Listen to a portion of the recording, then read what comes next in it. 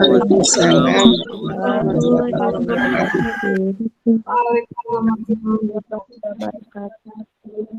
Waalaikumsalam.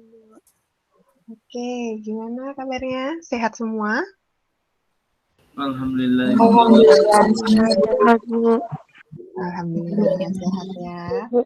Jadi masih bisa mengikuti perkuliahan dengan baik harapannya. Hari ini tetap terjadi interaksi kayak sebelum-sebelumnya kita ada diskusi juga setelah materinya nanti. Oke, sebentar. Ini saya bikin ini. Nah, oke. Jadi untuk pertemuan kita hari ini, kan kemarin-kemarin sudah selesai itu presentasi untuk yang PowerPoint informatifnya ya. Nah, sekarang kita masuk ke selanjutnya, materi selanjutnya yakni presentasi interaktif. Ya, nah nanti setelah materi kita akan melakukan pembagian kelompok lagi seperti di pertemuan apa sih itu ya? 5 kalau nggak salah ya. Jadi nanti di akhir kita sepakati adik-adik seperti biasa diskusi diberi waktu dulu mungkin 5 menit untuk diskusi antar kelompoknya untuk memilih yang mana nanti akan dijadikan tugas untuk membuat presentasi interaktifnya. Nah, sebelum beranjak ke tugas tersebut, maka di sini akan diberikan dulu sedikit ulasan penjelasan mengenai presentasi interaktif.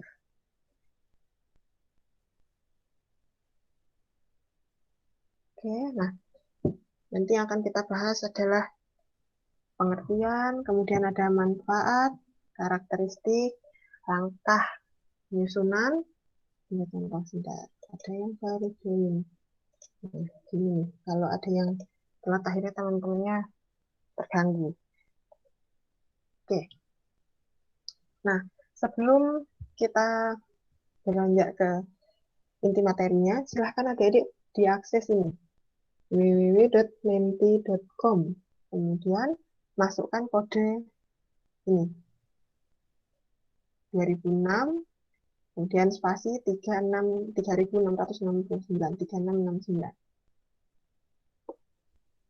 Yuk, silahkan diakses menti.com.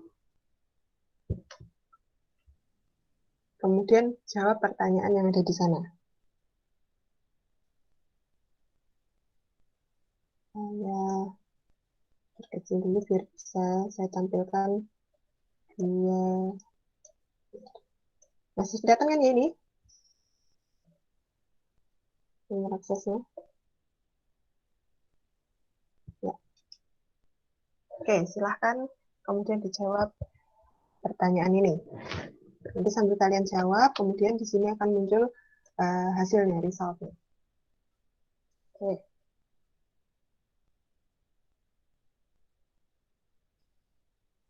Ini belum ada yang masuk nih. Sebentar Bu, pinjam HP dulu. Soalnya pakai HP game-nya Bu. Bisa kok, kamu klik home aja di HP-mu, klik home terus nanti kan menu yang lain.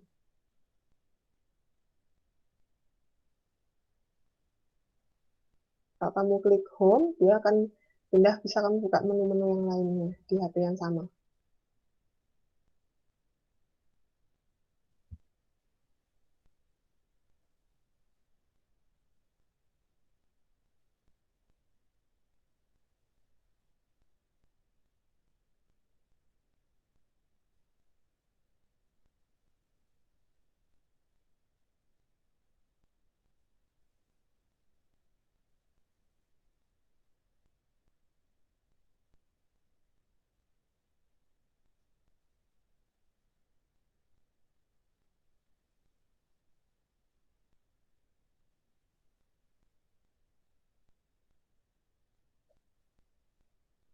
Ya, yang lain yang mungkin menggunakan laptop, ya, kok belum ada satupun yang mencoba menjawab, jawab aja. Ketikkan di situ Langsung jawab Ibu? kata-kata.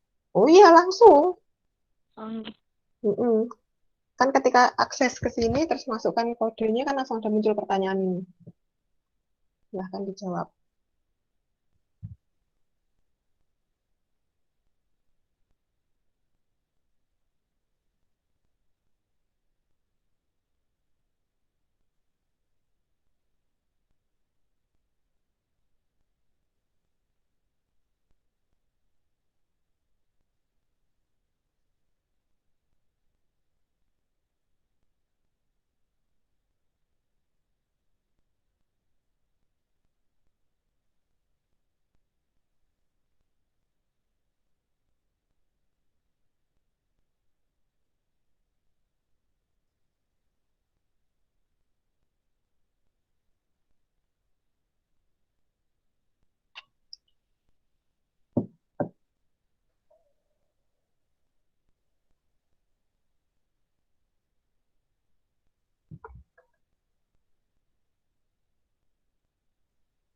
Nih, sampai saya refresh belum ada yang menjawab nih.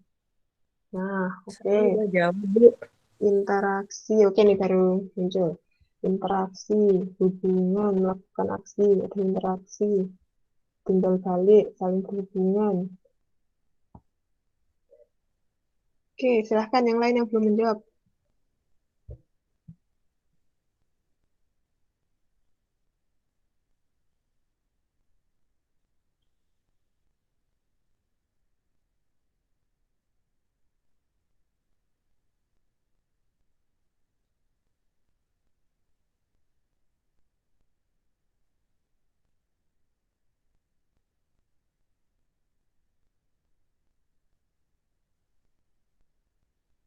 Yuk, baru 15 orang saja.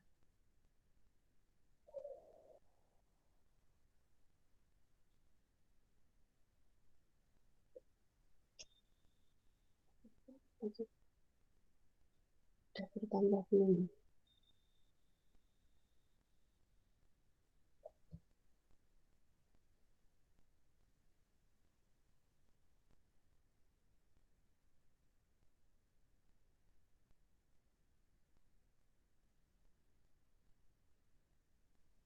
Berhubungan, saling aksi, aksi reaksi, interaksi yang berkaitan. Oke, 21 orang menjawab.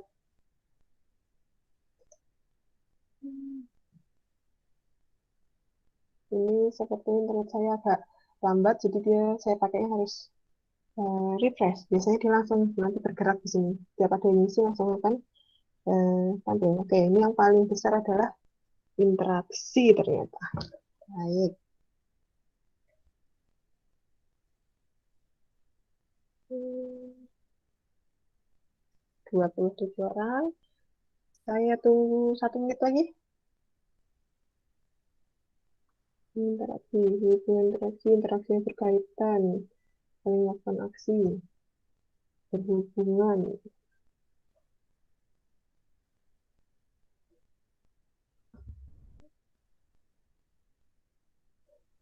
aksi, 2 orang atau lebih, hubungan, makhluk hidup, timbal balik, komunikasi, saling aktif, saling berkomunikasi, tidak, hmm, keaktifan, aktif, interaksi. Baik, saya rasa cukup ya untuk percobaan ini. Nah, bisa dilihat di sini yang paling besar ternyata jawabannya adalah interaksi. Nah, yang paling besar ini artinya yang paling dominan dikirimkan oleh kalian. Kalian ketiknya paling banyak kata interaksi di sini. Interaksi, kemudian ada aktif, saling berinteraksi, saling aktif, adanya interaksi, hubungan interaksi. Makin kecil, sampai bisa kayak gini timbal balik aksi. Nah, kalau makin kecil berarti makin sedikit yang mengirimkan jawaban tersebut. Yang paling besar ini yang paling dominan atau paling banyak dikirim oleh uh, partisipannya. Nah, lalu apa hubungannya yang barusan kita lakukan dengan presentasi interaktif? Oke, kalian sudah pengalaman untuk mengisi di sini. Nah, sekarang kita masuk ke pengertiannya. Jadi dari pengalaman tadi, presentasi interaktif itu presentasi yang memungkinkan terjadinya interaksi dua arah antara pembelajar dengan pengajar maupun antara pembelajar dengan komputer. Nah, jadi ada interaksinya itu timbul karena adanya jeda, barusan kan diberikan waktu untuk mereka eh, masukkan apa keyword atau kata kunci atau istilah apa yang menjadi jawaban ketika diberikan pertanyaan barusan. Dan kesempatan juga, jadi ada jedanya, jadi kita jadikan waktu, kemudian berikan kesempatan mereka menjawab dulu, untuk melakukan eksplorasi sehingga pembelajar dapat membangun pemahamannya. Nah, jadi seperti yang kita lakukan barusan, itu sudah termasuk interaktif. Tapi dalam hal yang sederhana, tadi karena cuma ada satu contoh pertanyaan ya, satu contoh pertanyaan dan dari satu contoh platform yaitu Mentimeter yang tadi barusan. Sudah pernah menggunakan Mentimeter sebelumnya? Belum, Bu. Belum. Baru pertama kali tadi nyobain. Iya, Bu, baru pertama. Iya, Bu. Baru pertama. Kalau Oke, Yahoo, berarti, kalau Yahoo, Kahoot. Kahoot, ya, Kahoot bisa juga.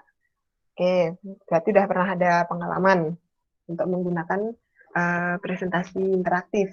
Nah, jadi gitu ya, ada interaksi. Ini kita belajarnya secara daring maupun luring bisa juga digunakan. Jadi kayak misal dulu kalau kalian ikut kuliah perdana yang bareng sama pemateri yang kita di gedung A yang lama dulu, ada sempat ikut nggak kuliah umum?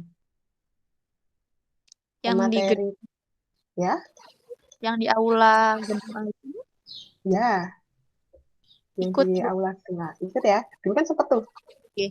kita gunakan gitu kan ya. Nggih. Nah, oke. Nah, jadi itu juga termasuk bentuk presentasi interaktif.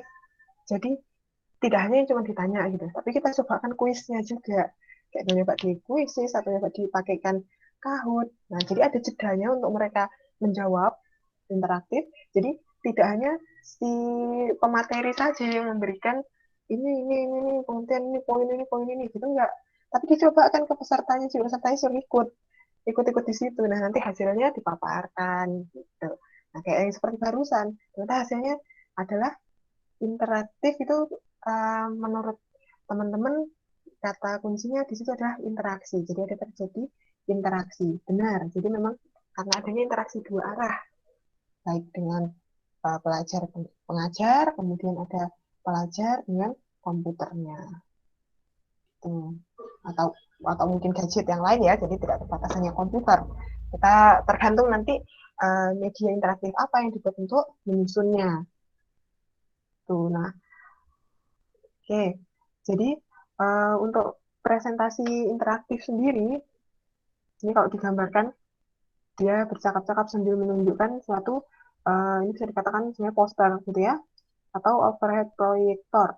Nah, jadi biasanya gitu kita bisa pakai poster cetak. Ini kalau kalian ikut di seminar nasional atau pameran gitu, itu biasanya kan ada juga poster-poster gitu yang cetak dia warna-warni, tampilan tunjuk sana sini, ada misalnya di hasilnya penelitian ditampilkan di situ, proses penelitiannya bagaimana. Nah, itu juga bisa dijadikan bahan untuk menjadikan um, presentasi interaktifnya dia. Tuh. Nah, kemudian ada uh, presentasi di sini interaktifnya berbasis ICT, luring dan daring. Kemudian berbagai jenis aplikasi yang bisa digunakan. Jadi kita bisa pakai PowerPoint, kemudian kita bisa pakai Canva.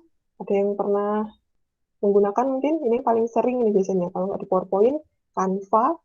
Terus habis itu ada Powtoon. Cuman kalau Powtoon ini dia bagus untuk bikin presentasi interaktif, tapi kadang webnya agak berat.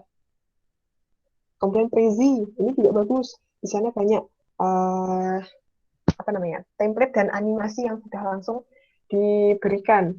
Kemudian ada yang ini juga gratis-gratis ya ini Google Slides. Kemudian ada Keynote, Image, uh, Ubiquitous presenter ini juga bisa. Reten, Quizzes. Nah, kalau Quizzes ini dia kalian bisa bikinnya agak-agak mirip dengan ini ya. Kalau dari versi developernya yang kalian bikin sendiri itu bisa pakai makromedia flash. Jadi bentuknya nanti kayak Quizzes, terus habis itu ada Mentimeter. Ini tadi Mentimeter sudah kita cobakan, nah, dan lain-lain. Jadi masih banyak sekali sebenarnya yang bisa kita gunakan di situ. Kalau Quizzes mungkin sudah ya, sudah pernah pakai kan ya? Tumben dengar ini, Bu. Belum, Bu. Oh, sampai denger juga. Nggih. Pernah saya lihat. Pernah lihat. Oke, saya kasih lihatkan supaya ada gambaran. Sebentar. Tapi ini yang dulu sekali saya cuma buat tugas apa namanya pelatihan. Jadi tampilannya ini kelihatan kan ya? Nggih, Bu, Ini, Bu, kelihatan. kelihatan, Bu. Nah, jadi kurang lebih gini. Dia gamenya akan jalan gini. Nah, bagian apa? Misalnya nih, kita jawab. Ini karena dulu tugas pelatihan ya. Jadi ada modelnya kayak game gini. Nanti sini ada skornya. Terus kalau benar ada meme-nya. Kalau salah meme-nya juga beda. Kayak gini-gini. Oh, pernah, Bu, Gini. kayaknya. Mas. Pernah? Nggih. Misal gini. Nggih, Bu, Nah, pernah salah. Pak Arjudin Ini waktu sebenarnya. itu. Tapi lupa Tadi namanya. pernah. Nah, oke. Ini. Jadi nanti sampai terakhir ada skornya gitu ya modelnya. Itu yang di quizzes. Ini saya berikan contoh-contoh yang lain. Kalau Canva nanti kalian coba buka akses di situ itu banyak sampai kalian bisa bikin poster juga di sana juga bisa. Powtoon ini soalnya terlalu berat. Yang lain-lainnya juga banyak. Jadi Prezi ini ringan, website itu juga bisa di-download hasilnya nanti. Oke, itu tadi contoh gambarannya. Kalau nanti kan sudah kita coba juga. Nah, kemudian kalau kita melakukan presentasinya itu bentuknya kita buat monoton dan satu arah, itu kan biasanya bisa mengurangi kesempatan si anak untuk mengeksplorasi dan mengelaborasi materi. Jadi kayak misalnya kita cuma kasih materi yang hanya materi saja, nggak ada interaksinya, bisa jadi dia kan nggak usah mikir dulu gitu maksudnya. Dia tidak usah mikirin ini siapa. Speakernya Delina. Saya matikan dulu ya. Nah, kemudian jadi kita perlu mengembangkan presentasi interaktif yang memfasilitasi komunikasi multi arah. Nah, karena ini tadi, karena kurangnya kesempatan pembelajar dalam mengeksplorasi dan mengelaborasi materi. Kita adakan ini presentasi interaktif. Gimana caranya? Nah, agar presentasi menjadi interaktif, kita perlu tahu karakteristiknya. Jadi kuncinya adalah memberi pengalaman lebih dibandingkan membaca buku atau modul dan mengakomodasi pembelajaran yang berpusat pada pembelajar. Nah, sekarang kan gitu kita kalau mengajar itu kan sebenarnya harus berpusat kepada si siswanya, bukan lagi guru yang jadi fokusnya. Nah, jadi kita harus melibatkan siswa untuk aktif di dalam satu pembelajaran. Jadi kalau dia udah pengalaman di situ, otomatis di memori jangka panjangnya dia akan terekam. Maka kita perlu membuat suasana pembelajaran yang bisa memberikan pengalaman itu. Nah, salah satunya kita bisa membuat dengan interaktif ini, presentasi jadi interaktif.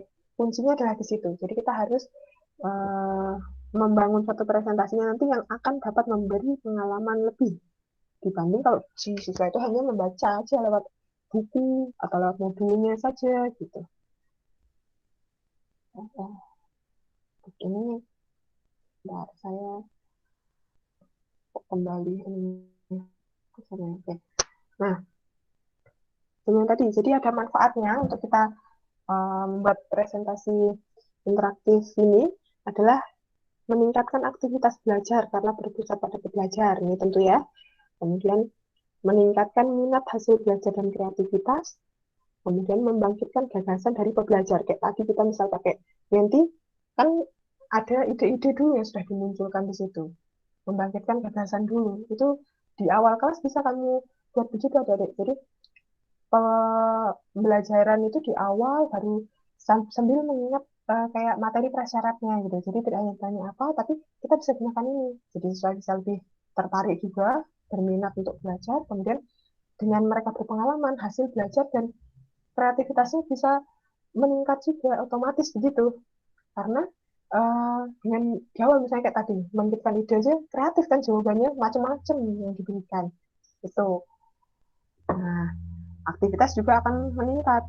Karena kita berpusat pada siswa kayak tadi, adik-adik diminta untuk mengisi, kan otomatis ada terjadi aktivitas di situ. Kalian melakukan suatu aktivitas dengan menti tadi. Ini sudah. Nah, karena di sini ada, kalau kalian belajar di buku belajar dan pembelajaran, kalau salah, ada juga sama dibahas, ada 9 peristiwa belajar. Jadi, yang pertama, menarik perhatian.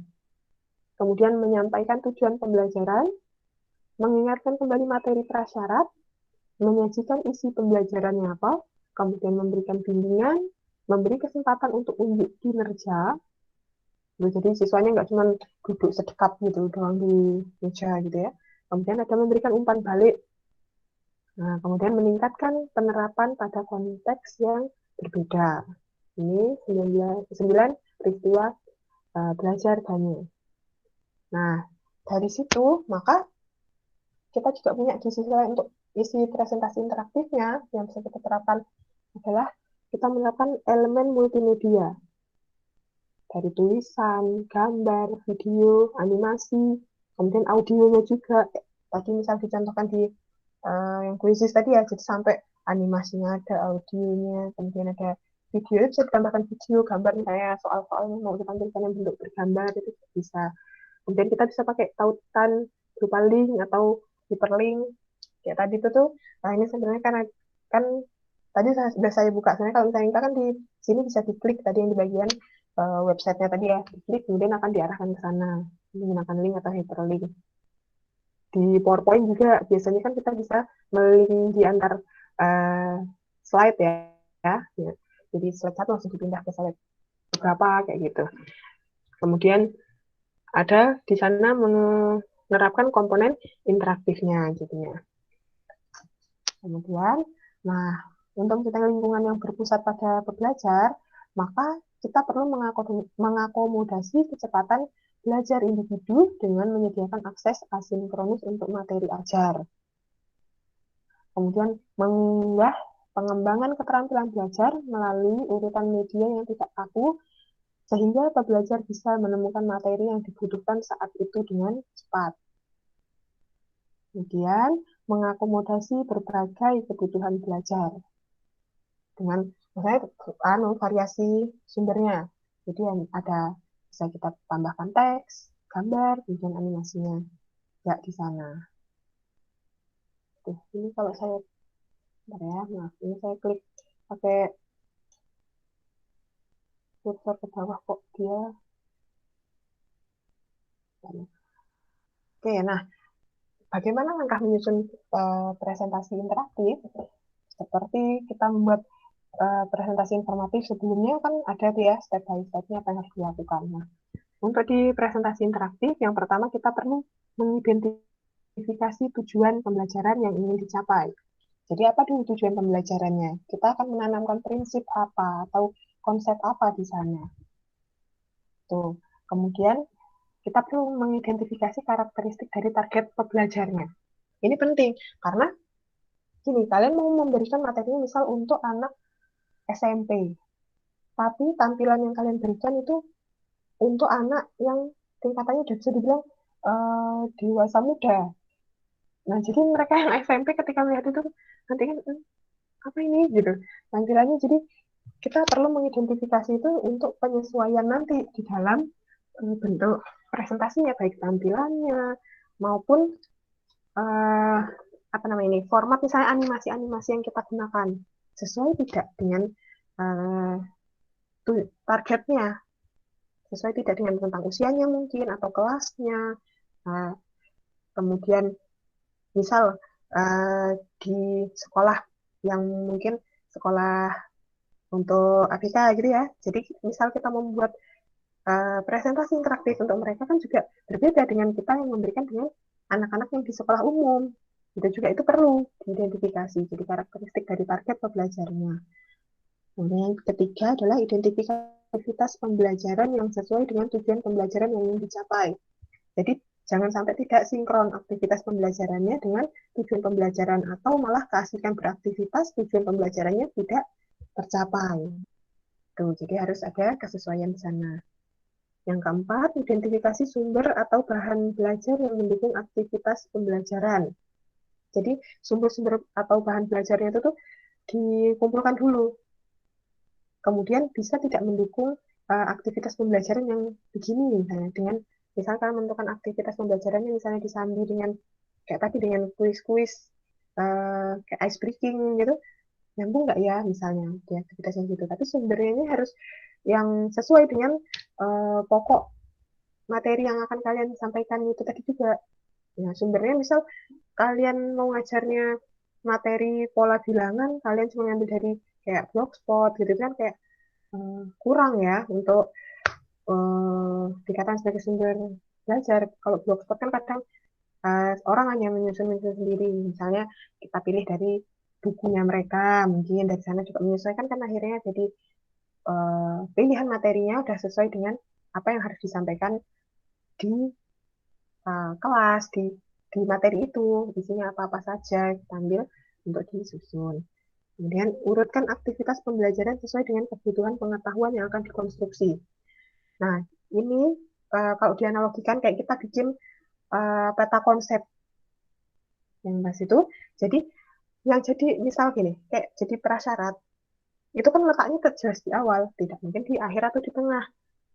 Nah, jadi perlu kita lihat itu urutan aktivitas pembelajarannya. Kalau kita mau mengonstruksi suatu prinsip tentang pola bilangan misal, jadi jangan di balik nanti urutannya kita sudah sampai ke nyusun deret-deret segala macam, tapi yang situnya kan kebalik nanti udah deret habis itu ini loh pola bilangannya, balik dia jadinya.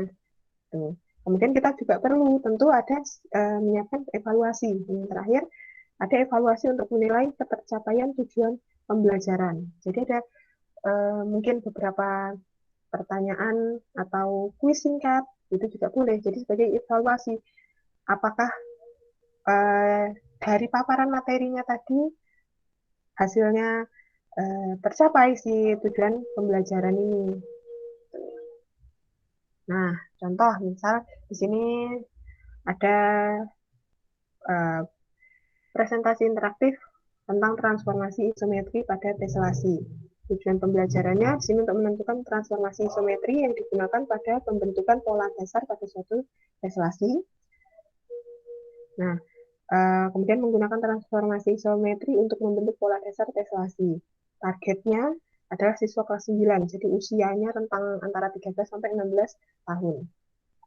Untuk presentasinya, saya buatkan misal ini hanya contoh ya, jadi nanti kalian silahkan dibuat sekreatif mungkin. Nah, tampak slideshow-nya saya? Iya, Bu, kelihatan. Nah, oke. Bagus, Nah, oke. Nah, di sini tampilkan ada tujuan pembelajarannya apa.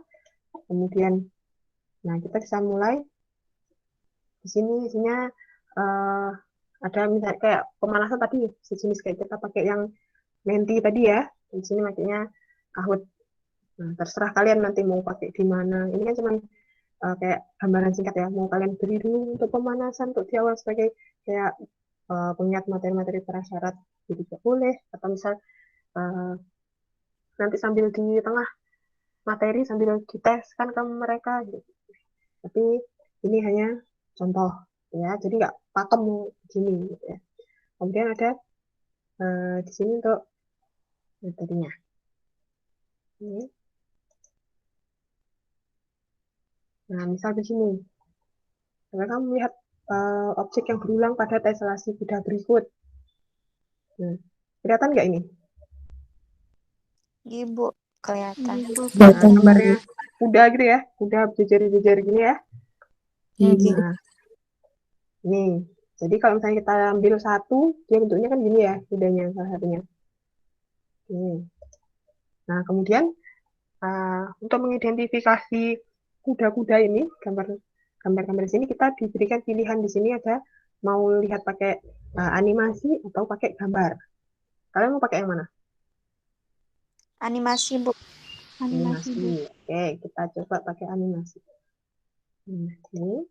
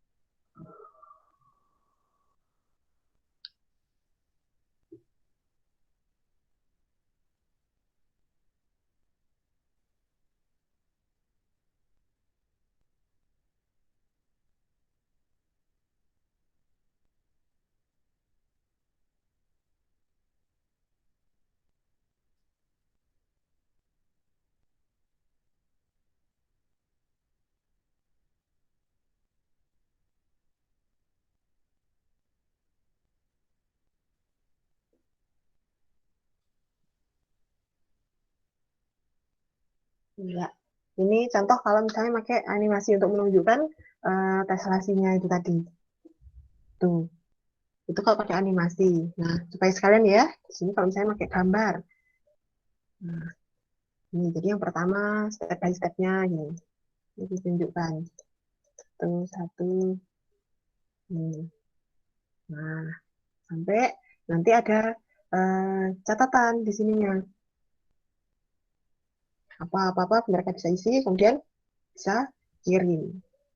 Khususnya setiap transformasi isometri dapat digunakan untuk melakukan instalasi itu apa, syaratnya juga gimana. Nah, nanti mereka suruh ngisi, terus mereka suruh kirim. Tuh. Oke. Nah, ini tadi kalau misalnya dilihat di bagian isinya lanjutannya kita ada proyeknya diberikan di situ. Nah, ini proyek atau kayak untuk latihannya mereka. Jadi di sini diberikan tugas untuk si siswanya. Jadi ketentuan-ketentuan tugasnya juga langsung diberikan. Jadi ini untuk menilai hasilnya tadi, hasil materinya tadi sudah diberikan contohnya. Begitu, kemudian penugasannya. Nah, kemudian diberikan petunjuk pensil, kemudian kalau memakai SketchUp software, dan contohnya ini kalau memakai pensil. Tuh. Nah, nih. Jadi ada menggunakan link-link gini. Salah satu ini kalau misalnya pakai PowerPoint. Boleh kalau misalnya kalian bikin soal ABC yang di PowerPoint, itu bisa juga digunakan pakai menu trigger. Itu juga bisa. Jadi nanti kalau misalnya benar ada muncul animasinya, misalnya ada meme atau apa gitu ya, benar. Itu ada mungkin emoticon atau seperti apa kayak gitu. Jadi bisa asal nggak bisa asal yang di klik terus sudah gitu. Jadi kita tambahkan animasi-animasi lain di sana. Oke, ini untuk contohnya. Baik, kita bisa buka sesi diskusi. Silahkan kalau ada yang ingin tanya, sebentar saya hentikan presentasi, saya tukar presentasinya ke slide-nya saja, supaya saya bisa sambil tanya, tanya-tanya, melihat Oke, silakan.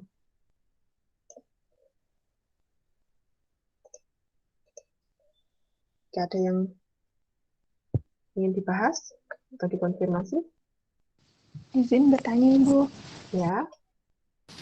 Dalam presentasi, ketika kita menampilkan suatu video pada presentasi tersebut, kemudian menanyakannya secara langsung setelah menampilkannya itu, Bu, apakah termasuk ke dalam presentasi interaktif, Bu?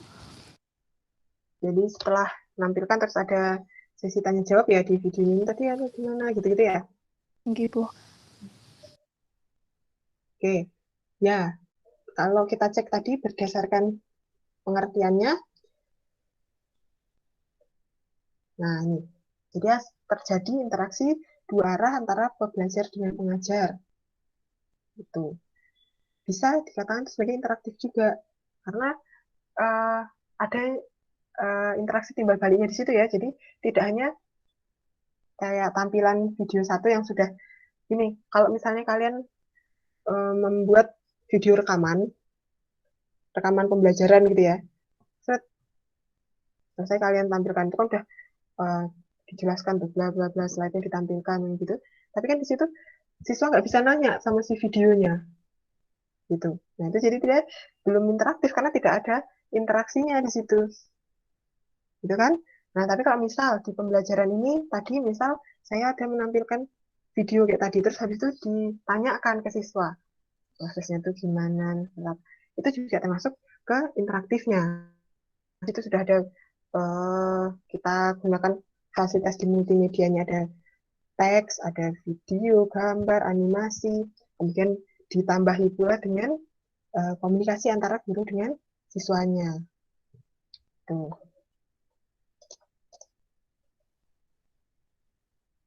Gimana? Ibu, terima kasih. Oke, ada lagi?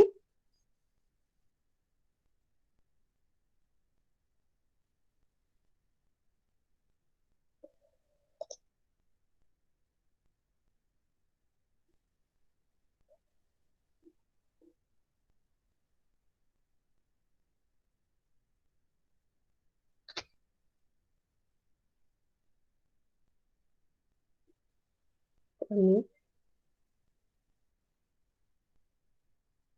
Ya kan ya, jadi nanti kalau misalnya minggu depan udah mulai presentasi untuk tugas PPT interaktifnya,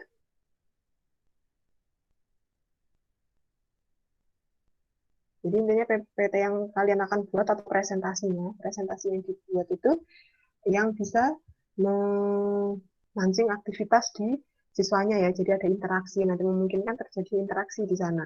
Tidak hanya PPT yang monoton untuk dikerjakan, maaf, maksudnya dipresentasikan saja oleh si satu orang ini tanpa si siswanya bisa mencoba apa namanya ini ikut-ikut kayak tadi menjawab segala macam. Nah, kalau misal model kadang kan ada materi yang dibuatkan PowerPoint interaktifnya tapi tanpa ada gurunya di situ. Nah, tapi di sana ada kayak semacam proses kayak tadi kan bisa interaksinya antara si pembelajar dengan uh, komputernya ya, dengan komputernya atau dengan gadgetnya. Tapi di sana ada kayak tadi di contoh tadi kan ada misalnya kamu uh, melihat nggak gambarnya kuda itu ya, dia kan kadang jangan oh ya kelihatan ini sebenarnya kuda satu ini terus di situ juga ada misalnya kayak tadi diminta untuk kamu mau tesnya tadi mau kok tes ngeceknya tadi pakai animasi atau pakai yang gambar misal. Nah di situ kan juga eh, jadi terjadi interaksi si siswa dengan komputernya, dia sambil belajar kan sambil diklikin di situ satu-satu gitu. Jadi memungkinkan juga dia misalnya belajar secara mandiri di situ, tapi ada interaksi tetap. Tuh. Ibu mungkin ada yang ingin ditambahkan, Bu?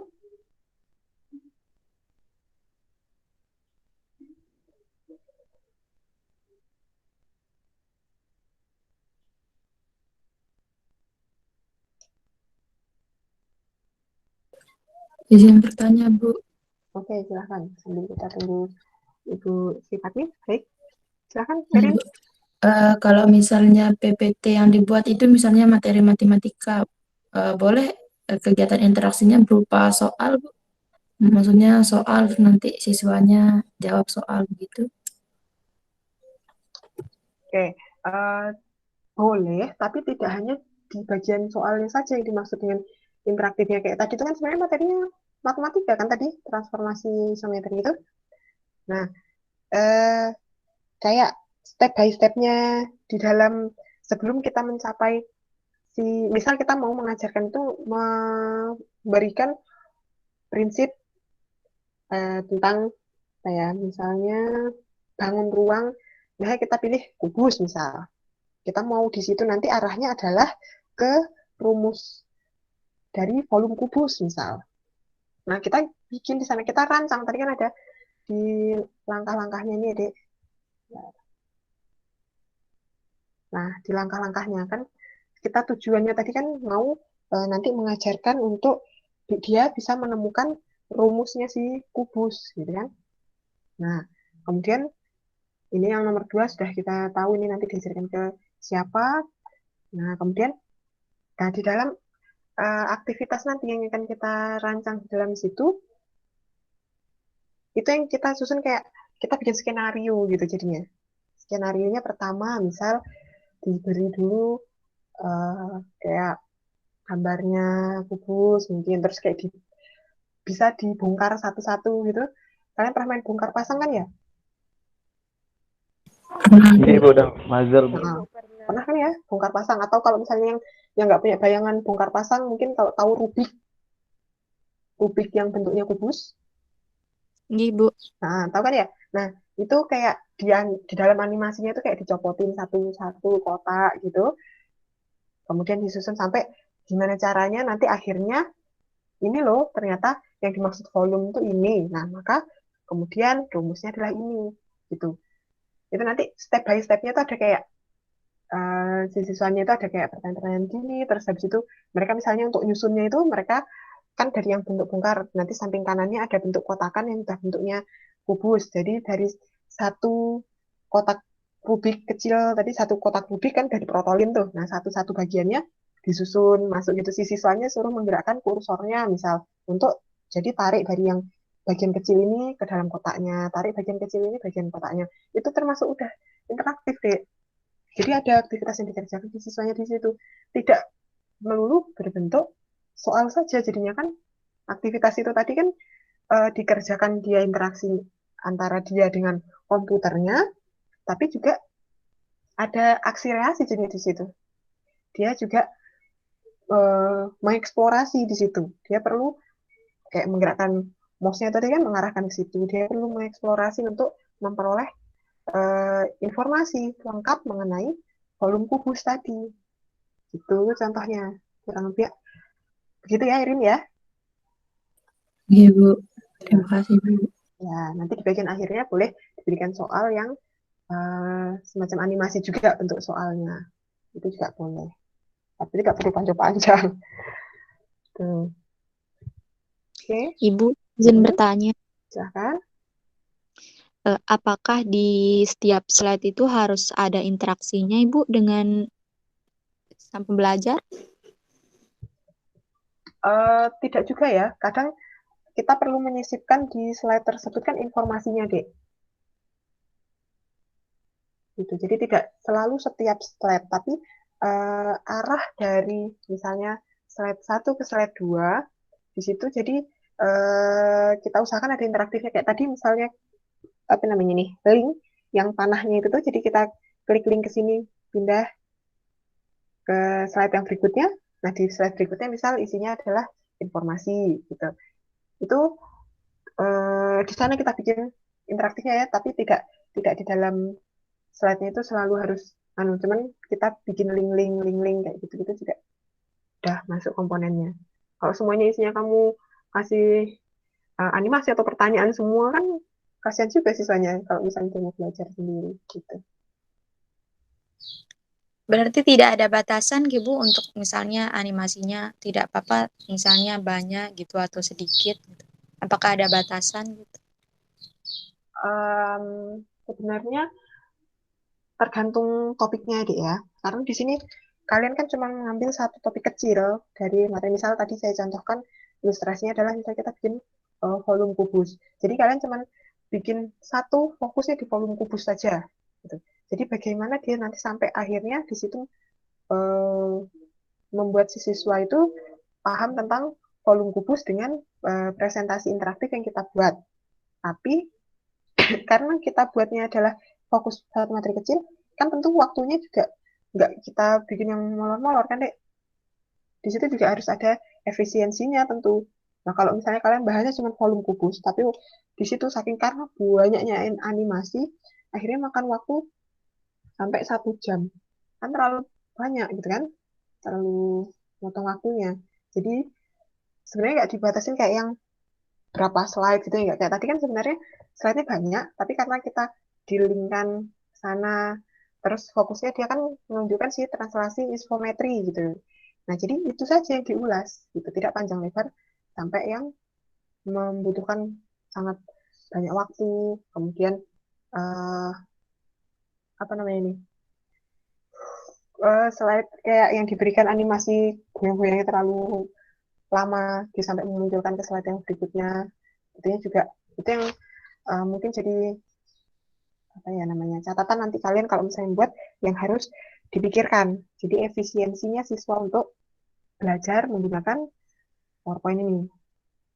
Gitu. Karena nanti kan masih ada aktivitas lain biasanya. Kalau misalnya ini di kelas kita terapkan, nanti di kelas kan masih ada aktivitas yang lainnya kan nggak full menggunakan PowerPoint interaktifnya ini tadi.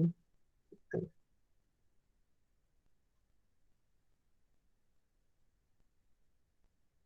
Ya, gimana ya? Bisa dibilang kira-kira kalau 10 sampai 15 menit masih terlalu singkat ya. Mungkin kalau misalnya disambi sama gurunya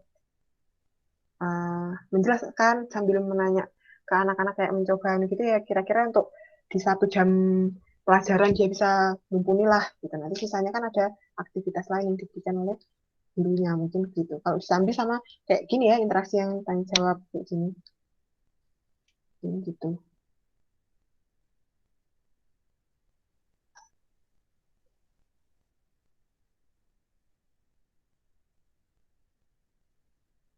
Gimana Elis? Nggih, Bu, terima kasih. Ada lagi?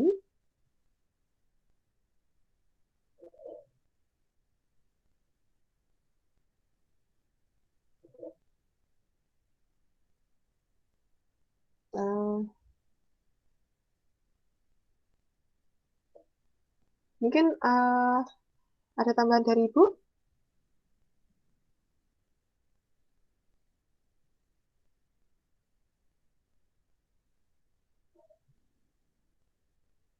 Itu masih mati nih, Bu. Mungkin sambil Iya. Sudah tidak ada pertanyaan, Bu Nurma?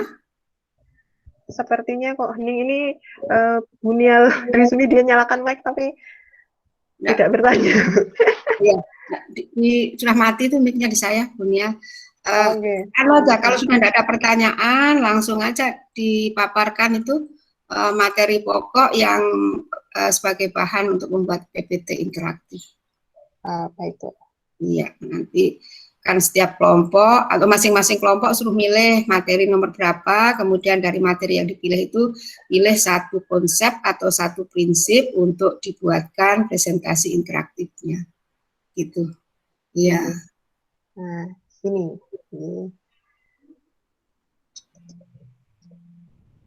Oke, sudah tampil ya? Kelas 8 ini sekarang ya? Oke, Bu, kelas 8. Jadi silahkan saya beri waktu mungkin maksimal 5 menit ya, Bu, untuk mereka diskusi pilih 5 sampai 7 menit lah. Ya, Berarti silahkan. yang kemarin? Ya, kelompoknya tetap. Silahkan didiskusikan mau nomor berapa. Ini ya, kuncinya adalah konsep atau prinsip yang dipilih loh ya. Jadi materi pokoknya adalah misal pola bilangan. Nah, kalian pilih salah satu konsep atau prinsip yang ada di dalam pola bilangan itu yang akan kalian buat. Jadi nggak full pola bilangan dibuat semua. Nanti terlalu berat kalau full semuanya harus dibuat. Jadi bagian-bagiannya kalian comotlah istilahnya salah satu. Bagian mananya yang mau dibuatkan presentasi interaktifnya. Ibu, Ya, saya mau milih ya. Ibu izin kelompok 6 memilih. kelompok 10, Bu, sistem persamaan linear dua variabel. Kelompok 10. Oke, kelompok 6 tadi mau yang mana? Kelompok 9, Bu. Bentar, tadi kelompok 6 kayaknya ada nyaut duluan. Iya, Bu, ini kelompok 6 mau ngambil pola bilangan. Gimana? Pola bilangan. Pola bilangan. Kelompok 4, Bu. Ini kelompok 6. Terus setelah kelompok 6 tadi kelompok 9 kalau nggak salah tadi yang udah. Silakan, Bu, disuarakan. yang bangun ruang sisi datar kelompok 9. Ya, 9. Oke, silakan. Kelompok 5, Bu. Kelompok 5. Persamaan garis lurus. Oke, persamaan garis lurus. Kelompok 7, teorema Pitagoras. Baik. Selanjutnya. Kelompok 3, Bu. Kelompok 3. Garis singgung lingkaran, Bu. Garis singgung lingkaran. Oke. Kelompok 7, Bu. Mic-nya sangat pelan di saya, Dek. Kelompok berapa? Kelompok 7, 7. teorema Pitagoras. Oke. Masih ada 4 opsi. Kelompok 8, Bu. Ya. Bentar. Kelompok 8 mau yang? Aduh. Lingkaran, Ibu. Aduh. Ini 8 ya. Kencing Lingkaran. Kelompok 2 statistik, Bu. Astagfirullah. Keduluan kelompok 2 nih. Gimana? Kelompok 1? Bentar, Bu. Jadinya, oke, silahkan. Ini masih yang belum ada 1 dan 4. Pilihannya koordinat kartesius dan relasi dan fungsi. Kelompok 1 kartesius, Ibu. Oke, kelompok 1 kartesius. Maka mau tidak mau kelompok 4 dapatnya relasi dan fungsi. Ya, saya bacakan lagi. Jadi materi pokok yang pertama pola bilangan ini kelompok 6. Kemudian koordinat kartesius kelompok 1, relasi dan fungsi kelompok 4, persamaan garis lurus kelompok 5, sistem persamaan linear dua variabel kelompok 10, teorema Pitagoras kelompok 7, lingkaran kelompok 8, garis singgung lingkaran kelompok 3, kemudian bangun ruang sisi datar kelompok 9, dan terakhir statistika adalah kelompok 2. Oke. Saya simpan nanti hasil pemilihan materi pokoknya ini nanti juga saya share di daring ya. Jadi kalau misalnya silahkan bisa dicek nanti diakses lagi di sana. Oke. Terima kasih, Bu. Sama-sama. Baik. Nah, karena masing-masing kelompok juga sudah menentukan pilihannya, jadi nanti silahkan dibuat skenario-nya seperti apa, untuk kemudian dibuat presentasi interaktifnya. Jadi yang dikumpulkan nanti adalah presentasi interaktifnya ya. Jadi skenario-nya itu kan untuk di kalian mau materi pokok apa, kemudian bagaimana cara menyampaikannya, itu nanti kan alurnya untuk kalian menyusun presentasi interaktifnya. Jadi untuk kalian sendiri. Nah, kemudian nanti dikumpul 2 file juga ya. Jadi kayak yang sebelumnya, file presentasinya, kemudian yang dalam bentuk PDF. Nah, yang PDF-nya ini nih wajib, jadi tiap kelompok anggotanya itu tuh wajib mengirimkan juga di daring. Nanti yang file presentasinya yang berupa misalnya kalian PPT atau misalnya Prezi, nanti download hasil Prezinya itu kalian simpan, kemudian kirimnya di WA group. Salah satu perwakilan dari grupnya saja. Jadi paham ya? Jadi di daring cukup PDF-nya.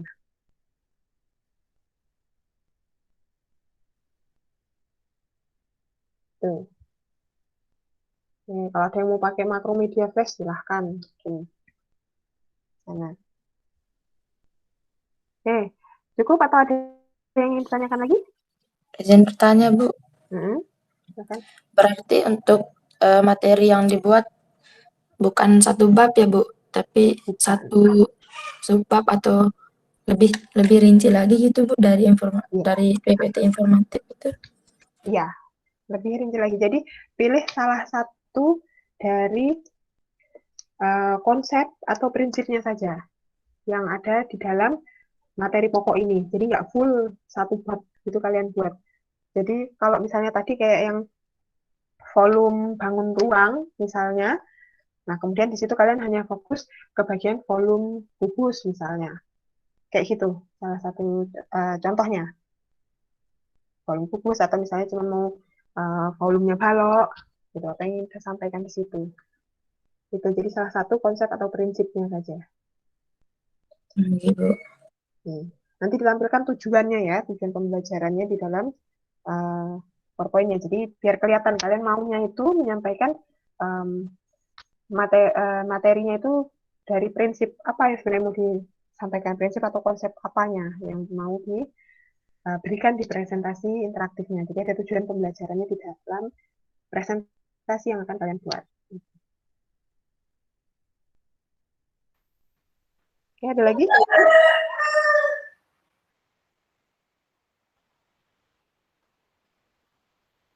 Silahkan Ibu, mungkin ada yang ditambahkan. Ya, baik, saya tambahkan sedikit untuk semuanya ya, berkaitan dengan pertanyaan Erintina tadi. Jadi yang Anda buatkan, presentasi interaktifnya itu, ya, bukan satu materi pokok yang Anda pilih tadi. Dari materi pokok yang sudah Anda pilih tadi, kalian pilih tadi, pilih satu atau mungkin dua konsep atau prinsip. Konsep itu pengertian, prinsip itu rumus, mungkin rumus atau sifat-sifat, begitu ya. Jadi tadi bagaimana untuk membuat naskah presentasi interaktif ini, perhatikan langkah-langkah pembuatan presentasi interaktif, langkah-langkahnya apa yang harus dilakukan.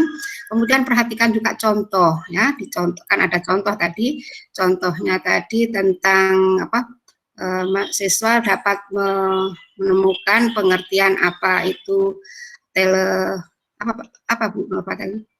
transformasi ya, berkaitan transformasi, teselasi, kemudian bagaimana cara transformasi isometri apa yang bisa digunakan untuk mendapatkan teselasi. Jadi seperti ini misalnya persamaan garis lurus. Nah, di materi persamaan garis lurus ini kan ada beberapa prinsip, ada beberapa konsep, ada pengertian persamaan garis lurus itu apa, kemudian pengertian gradien garis lurus apa, kemudian di situ ada prinsip-prinsip bagaimana menemukan persamaan garis yang diberikan melalui titik tertentu dan gradiennya sudah diberikan, bagaimana kan di situ kalau di presentasi informatif kan hanya menginformasikan ini loh persamaan garis yang melalui satu titik dan mempunyai gradien tertentu, kan rumusnya langsung diberikan. Tetapi kalau di presentasi interaktif, siswa itu diajak bagaimana mendapatkan rumus atau aturan menemukan persamaan garis lurus yang melalui satu titik dan memiliki gradien tertentu. Jadi rumus persamaannya itu yang ditemukan secara interaktif. Siswa diajak Anda membuat sajian yang bisa melibatkan siswa sehingga siswa dapat menemukan bahwa persamaan garis lurus yang melalui satu titik yaitu titik A, B dengan gradien M sama dengan Y dikurangi Y dikurangi B sama dengan M kali X dikurangi A, kan begitu kan? Nah, dari mana mendapatkan itu? Nah, bagaimana membuat presentasinya supaya bisa interaktif? Nah, pahami atau pelajari langkah-langkah membuat presentasi interaktif tadi. Kemudian perhatikan contoh apa yang harus saya buat sehingga siswanya bisa menemukan itu. Jadi tidak banyak, hanya satu konsep atau satu prinsip. Kalau misalnya, oh panel terlalu sedikit, ya boleh dua konsep, dua prinsip. Tapi di situ intinya tujuan dari presentasi interaktif yang Anda buat itu untuk apa? Supaya siswa mendapatkan apa, itu harus dituliskan. Nah, untuk mendapatkan itu, langkah-langkah apa yang harus saya kerjakan, harus saya lakukan, ya kan? Kemudian materi apa atau bahan apa yang harus saya kumpulkan supaya saya bisa membuat presentasi interaktif, itu maksudnya ya. Jadi tidak semuanya, kalau semuanya nanti sampai berapa lama, berapa banyaknya. Nah, nanti waktu presentasi Anda juga melakukan presentasinya, coba tayangkan hasil atau karya Anda itu, teman lainnya bisa enggak menjawab, dengan teman-teman kuliah ini bisa enggak menjawab, bisa. Nah, seperti tadi waktu Bu Nurma menayangkan, waktu mau menayangkan pengertian apa sih presentasi interaktif, ya kan? Interaktif itu apa, ya kan? Ditanyakan dulu. Nah, apa itu interaktif? Kemudian dari itu digali, oh ternyata dari situ diarahkan untuk ke pengertian presentasi interaktif. Begitu mungkin kurang lebih ada bisa dipahami. Halo? Bisa dipahami? Oke, Bu, bisa dipahami, Bu. Ibu, insya Allah paham. Oke, kalau bisa dipahami, sekarang nih waktunya masih banyak, silahkan berdiskusi dengan yang teman masing-masing anggota kelompoknya ya. Jadi berdiskusi dengan anggota kelompoknya untuk materi ini, konsep atau prinsip apa yang kita buatkan presentasi interaktifnya ya. Jadi tetapkan sekarang, karena kan harus dibuat, dan pekan depan kan hari Rabu paling lambat pukul 12 kalian kan harus sudah mengumpulkan hasil karya kalian. Ya, jadi mulai saat ini silahkan ditetapkan apa yang yang dipilih, begitu ya. Oke, mungkin itu Bu Nurma. Kalau sudah ada pertanyaan silahkan ditutup biar mereka bisa langsung diskusi dengan teman kelompoknya. Itu dari saya cukup sekian. Oke, baik. Terima kasih teman-teman di sini. Kalau sudah tidak ada pertanyaan lagi, berarti silahkan beranjak ke WA grupnya masing-masing untuk kelompok ini ya, TPM-nya, misalnya kelompok 3 ya, kelompok 3 gitu maksudnya. Nah, silahkan didiskusikan dari hasil pembagian tadi, seperti yang sudah disampaikan dengan Ibu juga, apa yang akan kalian pilih untuk disusun presentasi interaktifnya. Kemudian saya ingatkan kembali, maksimal pengumpulan filenya adalah hari Rabu minggu depan ya, Rabu tanggal 14 jam 12 siang, 12.00 WITA. Ya. Baik, Bu. Terima kasih Alis. Terima kasih juga tadi yang sudah ikut diskusi ya, tanya jawab untuk hari ini. Sehat selalu. Good luck untuk tugasnya. Saya akhiri dulu untuk pertemuan pagi ini. Assalamualaikum warahmatullahi wabarakatuh. Selamat pagi. Waalaikumsalam. Terima kasih Bu. Terima kasih, Bu.